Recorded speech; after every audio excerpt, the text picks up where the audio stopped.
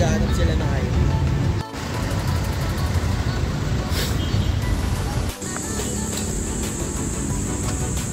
Good day guys, I am Nash. I'm Boss. I'm Ken. And for this video, ating alam niyo na naman na yung gagawin namin. Pero the three of us are going for a run session dito sa Sampaloc Lake. So today, pag-uusapan po natin yung running, yung benefits, at yung pwede natin makuha dito sa running besides sa fitness. So tara guys, come with us and let us do this running session. Of course, no, bago tayo magsimula tumakbo, need natin ng warm up.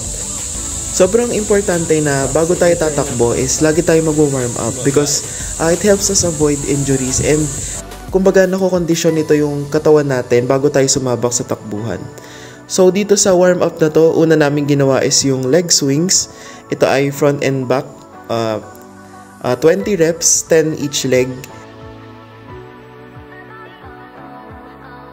After ng front and back, yung sides naman. So, ganun ulit siya. 10 reps each leg.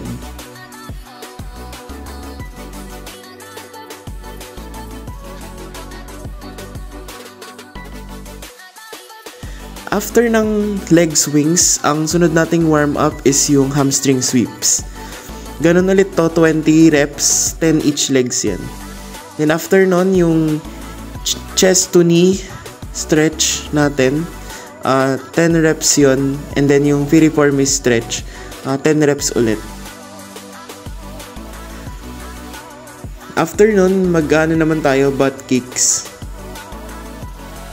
After ng butt kicks, ang sunod naman nating warm up is yung high knees. And we will finish it off with high kicks.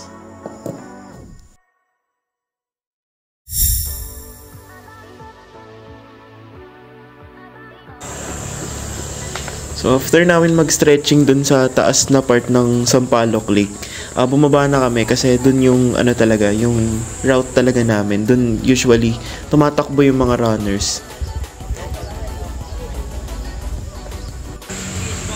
And ito yung view dun sa baba. And meron dyang viewing deck. And nung time na pumunta kami dyan is parang konti na lang yung tao kasi tinanghali kami. Na-late kasi nang gising yung isa naming kasama. Ayan. Hindi, isang ikot lang naman yan ibang daan. So dito nag-start na kami tumakbo. Tingnan nyo na lang ang pacing.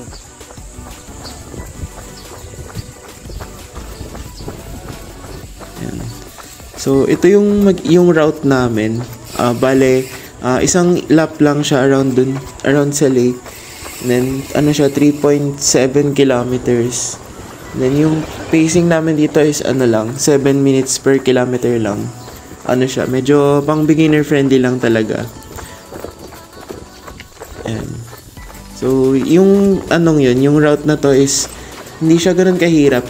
Kaya kinonsider namin siya as beginner friendly since yung terrain niya is hindi naman nagbabago, flat lang around the lake. Then ayun, parang madali lang siya takbuhin kasi marami ring runners dito, and then yung sasakyan is sobrang kaunti lang. Hindi kasi to main road. So ayun, kaya siya, good for beginners talaga siya. Isa pang magandang feature nitong rato is pwede mo siyang takbuhin na mag-isa ka lang. Kasi nga, gaya nga nung sinabi ko kanina, maraming runners dito and hindi siya ganun nakakatakot. Unlike sa tinry namin sa Calamba, which is parang need mo talaga ng kasama doon kasi ang daming mga tao na iba-iba and maraming sasakyan.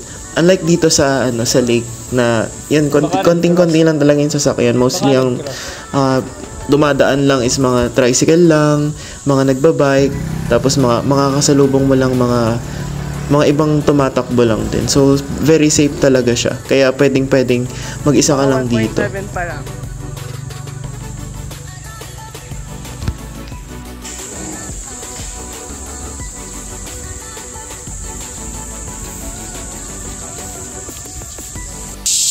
Bakit nga ba tayo natakbo? So ako, ginagawa ko yung pagtakbo kasi before nagsa-cycling ako and ngayon nag-switch ako sa running since mas kumbaga mas in siya ngayon. and naging interested ako. Ikaw naman? Ako naman, nag-start din ako sa running. Then, nag-quit ako kasi may priorities na ako. Kasi ang pinagkaiba kasi ng running sa cycling. Ang running kasi madali siya, applicable.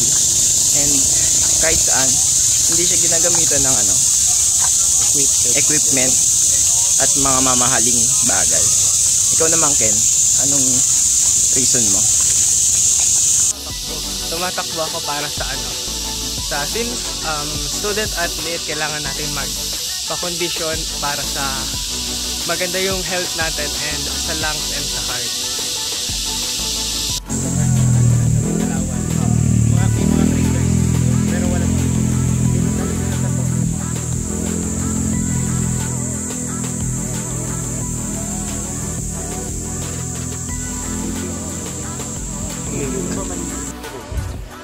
Ayun, no?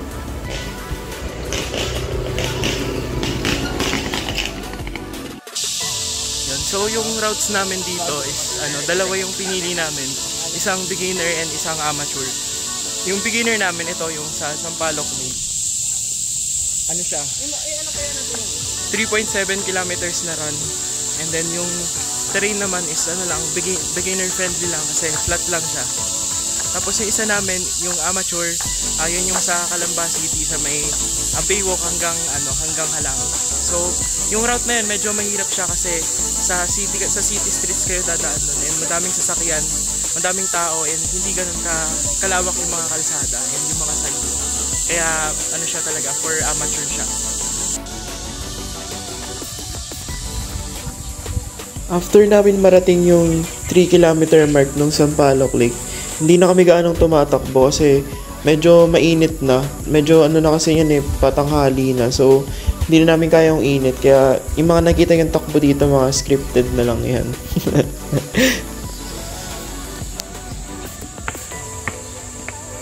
After namin maikot yung lake, umakit na kami dun sa taas. And then dun kami nagpahinga kasi mas mas malamig dun compared dun sa baba.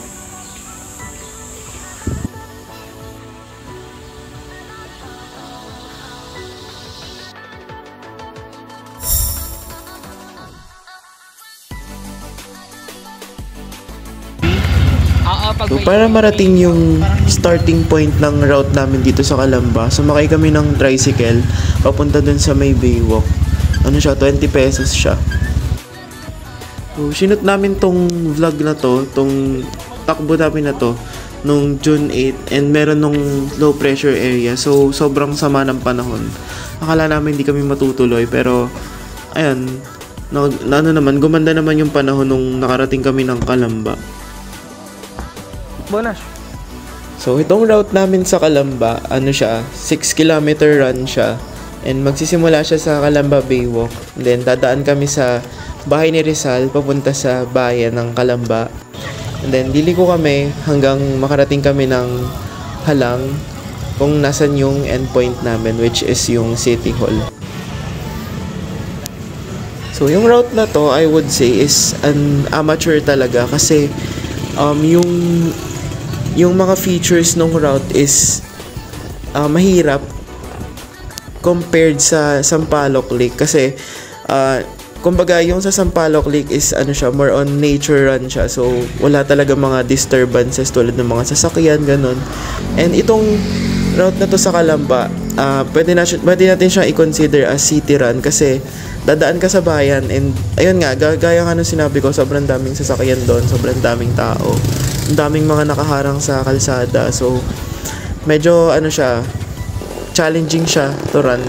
Actually, nung unang part nun is hindi kami gaano tumatakbo. Parang naglalakad lang kami ng, siguro sabihin nating around 2 kilometers yun. Naglalakad lang kami nun kasi hirap kami tumakbo. Ang daming mga nakaharang. Then, dito sa part na to, pumasok kami sa may simbahan. Doon kami dumaan. And then, yan yung, yung architecture features dyan.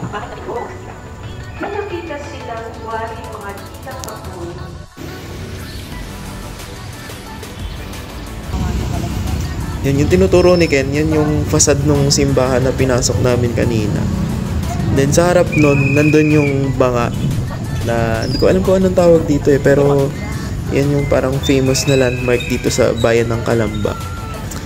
Then konting lakad, naharating namin yung bahay ni Rizal. Ayan, konting lang. Yan, naglalakad lang kami nung time na yun kasi ang hirap talaga tumakbo.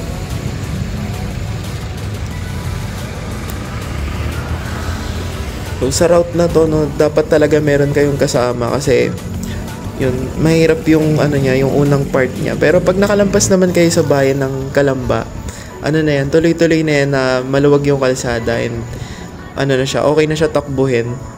Hindi na kayo pailag-ilag sa mga sasakyan. Ayan, na lang kami dito. Dito kami tumakbo talaga hanggang sa dulo.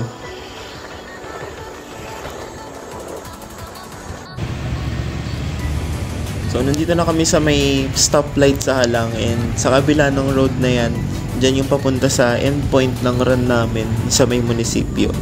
At di na kami gaano nakapag-video nun kasi tinapos na talaga namin. Medyo pagod na rin kasi lahat. Paano yung pawisan? Ganito. Ganito guys. Ayan, si Rizal. Kasama namin tumakbo. So, ito yung pinaka-endpoint namin, yung City Hall ng Calamba. Nagulat ako dito kasi ang laki pala ng City Hall nila. Yung City Hall kasi sa San Pablo, ang liit eh.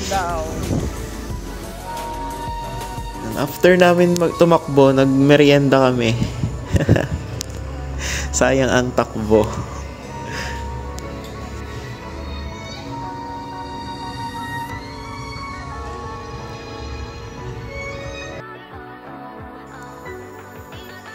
Isa sa mga takeaways ko dito sa ginawa nating activity is that running really is not just about moving from point A to point B. It is an experience kung saan marami tayong bagay na matutuklasan sa ating community. Ako personally, never talaga akong nag-explore sa Calamba since mostly NU and Crossing lang talaga yung napupuntahan ko doon. Actually, nagulat nga ako nung meron pa palang mga ganong places sa Calamba. So to all those na nagbabalak or somehow interested sa running, I'm encouraging you all to try it and give it a shot kasi maraming natututuhan and ma-appreciate mo yung city mo.